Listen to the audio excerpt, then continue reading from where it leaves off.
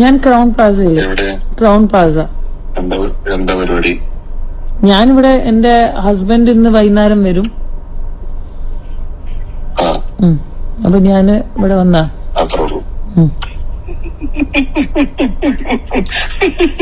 Hello, എന്തേ എന്തേ? ഞാനേ നിങ്ങളോട് ക്രൗൺ പ്ലാസ എന്താ പരിപാടി ഇന്ന് വൈകിട്ട് ഹസ്ബൻഡ് വരുമോ?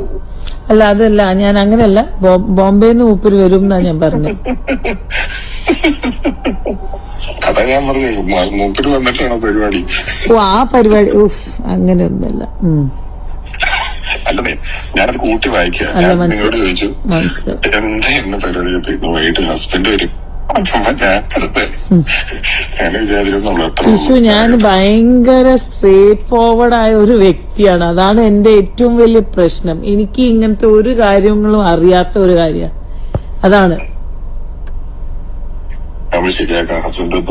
അല്ല, ഹസ്ബൻഡ് വന്നു പോട്ടല്ല. You just push, I want you people to give me the.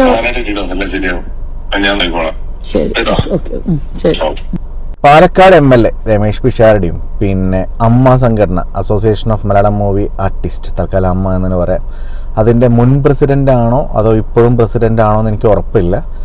അതിൻ്റെ ആ പ്രസിഡന്റായ ശ്വേതാ മേനോനും തമ്മിലുള്ളൊരു സംഭാഷണത്തിൻ്റെ ക്ലിപ്പാണ് ഈ കേട്ടത്. കഴിഞ്ഞ 2 ദിവസമായിട്ട് ഈ ഒരു ക്ലിപ്പ്, ഈ ഒരു ഓഡിയോ ക്ലിപ്പ് സോഷ്യൽ മീഡിയയിലും ഫേസ്ബുക്കിലും ഇൻസ്റ്റാഗ്രാമിലൊക്കെ ഭയങ്കര വൈറലായിട്ട് ഓടിക്കൊണ്ടിരിക്കുന്നുണ്ട്. ഈ അമ്മ സംഘടനയുടെ നിലവിലുള്ള കുറേ പ്രശ്നങ്ങളെ തുടർന്ന് അതിൻ്റെ നിലവിലുള്ള ഭരണസമിതി, ശ്വേതാ മേനോൻ ലീഡ് ചെയ്ത ഒരു ഭരണസമിതി രാജിവെക്കുകയും അതിനെ തുടർന്ന് ഒരു അഡ്വോക് കമ്മിറ്റി വരികയും ചെയ്തു. രമേഷ് പിഷാരടി ആ അഡ്വോക് കമ്മിറ്റിയിലെ ഒരു മെമ്പറായിരുന്നു.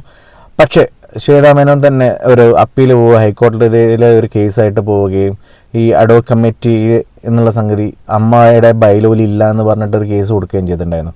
അത് പറഞ്ഞ് ഹൈക്കോടതി ഒരു താൽക്കാലിക ജഡ്ജ്മെൻറ്റ് വരികയും ഈ അഡ്വോക് കമ്മിറ്റീനെ സസ്പെൻഡ് ചെയ്യുകയും ചെയ്തു. ഈ അഡ്വോക് കമ്മിറ്റിയിൽ ഇരിക്കുമ്പോഴാണ് പിഷാരടി ടിനി ടോം, അൻസി ബാവ ഇങ്ങനെയുള്ള എല്ലാവരായിട്ട് സംസാരിക്കുകയും ഒരു കോംപ്രമൈസ് ടോക്കിന് ശ്രമിക്കുകയൊക്കെ ചെയ്തിട്ടുണ്ടായിരുന്നു. അതുപോലത്തെ ഒരു ഫോൺ കോൾ തന്നെയാണ് ശ്വേതാ മേനോനുമായിട്ട് ചെയ്തിട്ടുണ്ടായിരുന്നത്. ശ്വേതാ മേനോൻ തന്നെയാണ് ഈ ഒരു ടെലിഫോൺ സംഭാഷണം പുറത്തു വിടുകയും ചെയ്തിട്ടുണ്ടായിരുന്നത്. ഇവർ ഫ്രണ്ട്സൊക്കെയാണെന്ന് പറയുന്നുണ്ട്. പക്ഷേ ഈ ഒരു ഓഡിയോ ക്ലിപ്പിനെ കുറിച്ച് 2 രീതിയിലുള്ള അഭിപ്രായങ്ങൾ വരുന്നുണ്ട്. ചിലർ പറയുന്നുണ്ട് അത് 2 ഫ്രണ്ട്സ് തമ്മിലുള്ള സംഭാഷണമാണ്, അതിൽ വലിയ തെറ്റൊന്നുമില്ല. ശ്വേതാ മേനോൻ ഇതിനും ബോൾഡായിട്ട് ഒരുപാട് സിനിമകളിലും അഡ്വർടൈസ്മെൻറ്റ്സിലൊക്കെ അഭിനയിച്ചൊരു സ്ത്രീയാണ്. അവരും പിഷാരടിയും തമ്മിൽ നല്ല റാപ്പാണ്. അതുകൊണ്ട് ഈ ഒരു ഡിസ്കഷനിൽ, ഈ ഒരു കൺവെർസേഷനിൽ വലിയ അപാകതയൊന്നും ഇല്ല എന്നാണ് പറയുന്നത്. വേറെ ചിലർക്ക് ഇത് പൊളിറ്റിക്കലി ഇൻകറക്റ്റ് ആണ്, ഇപ്പോൾ ആരെടുത്തായാലും ഇങ്ങനെ ഒരു രീതിയിൽ സംസാരിക്കാൻ പാടില്ല എന്നൊക്കെ പറയുന്നുണ്ട്. കാരണം ആ ഒരു കോൺവെർസേഷനിൽ നിങ്ങൾ ശ്രദ്ധിച്ചറിയും, ശ്വേതാ മേനോൻ പറയുന്നുണ്ട്, ഞാൻ ഇത്ര കാര്യങ്ങളൊന്നും, ഞാൻ സ്ട്രൈറ്റ് ഫോർവേഡ് ആയിട്ട് ഇത്ര കാര്യങ്ങളൊന്നും എനിക്ക് പെട്ടെന്ന് മനസ്സിലാവില്ല എന്ന്. അവരൊരു ഡിസ്കംഫർട്ട് കാണിക്കുന്നുണ്ട്. അതുകൊണ്ട് തന്നെ ആൾക്കാർ പറയുന്നുണ്ട് ആ ഒരു കോൺവെർസേഷൻ ശരിയായിട്ടില്ല എന്നുണ്ട്.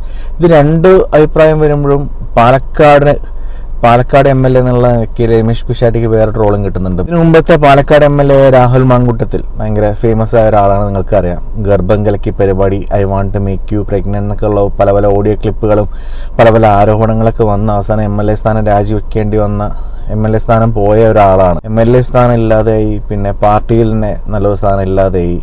കോൺഗ്രസ് അധികാരത്തിലെത്തിയപ്പോൾ ശരിക്കും നല്ല രീതിയിൽ നടക്കുകയായിരുന്നെങ്കിൽ ഒരു മന്ത്രിസ്ഥാനമൊക്കെ കിട്ടാൻ ചാൻസ് ഉള്ള ഒരാളായിരുന്നു രാഹുൽ മാങ്കൂട്ടത്തിൽ. പക്ഷേ മന്ത്രിസ്ഥാനം പോയിട്ട് MLA സ്ഥാനമില്ല, പാർട്ടിയിലെ സ്ഥാനമില്ല എന്നുള്ള അവസ്ഥയിലൊക്കെ ഇപ്പോൾ രാഹുൽ മാങ്കൂട്ടത്തിന്.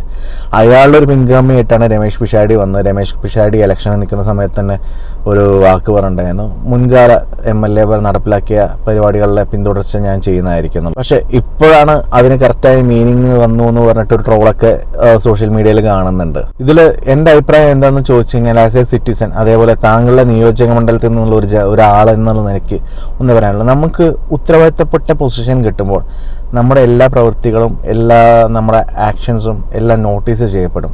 അതേപോലെ തന്നെ നമ്മളെല്ലാ വാക്കുകളും നോട്ടീസ് ചെയ്യപ്പെടും. സോ അങ്ങനത്തെ ഉത്തരവാദിത്തപ്പെട്ട പൊസിഷനിലിരിക്കുമ്പോൾ നമ്മുടെ വാക്കുകളായാലും പ്രവൃത്തികളായാലും ഒന്ന് സൂക്ഷിക്കുന്നതാണ് നല്ലത്.